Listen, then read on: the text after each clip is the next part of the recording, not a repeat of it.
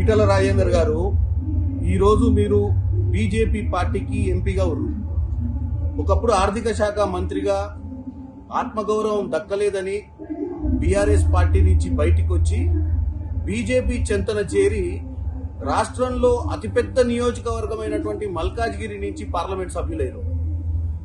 ఈరోజు NDSA commission ముందు మీరు మాట్లాడుతూ తుమ్మిడిహట్టి దగ్గర పర్మిషన్ మహారాష్ట్ర గవర్నమెంట్ ఇయ్యనందున రీడిజైన్లు కేబినెట్ ఆమోదం పొందిన తర్వాతనే కాళేశ్వరం ప్రాజెక్ట్ కట్టడం జరిగిందని చెప్పడం. మీరు చెప్పాల్సింది ఏంటంటే ఆ రోజు ఉన్నటువంటి కేసీఆర్ గారు ఒక నియంత ముఖ్యమంత్రి, కేబినెట్ మీటింగ్లు నామమాత్రమే జరిగేటివి.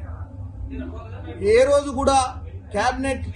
కూడా సెక్రటేరియట్ లో పరిపాలన సాగించలేదు. ఏ రోజు కేబినెట్ మీటింగ్లలో మంత్రుల దగ్గర నుంచి మంత్రుల ఆలోచనలను కూడా పరిగణనలోకి తీసుకోలేదు.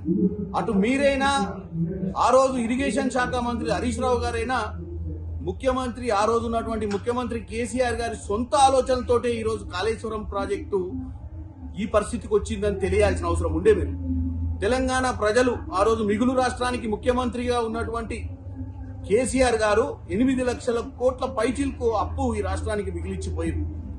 మీరు ఈ రోజు బాధ్యత గల పార్లమెంట్ సభ్యులుగా వాస్తవాలు చెప్పాల్సిన అవసరం ఉండే కమిషన్ ముందు.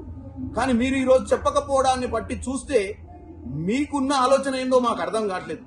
ఒక బీజేపీగా ఎంపీగా ఉండి ఆ రోజు జరిగిన వాస్తవాలను కూడా చెప్పలేని పరిస్థితి ఎందుకు వస్తుంది మీకు? తెలంగాణ ప్రజలు మీ వైపు చూస్తున్నారన్న విషయాన్ని కూడా మీరు గమనించాలని కోరుకుంటున్నాను.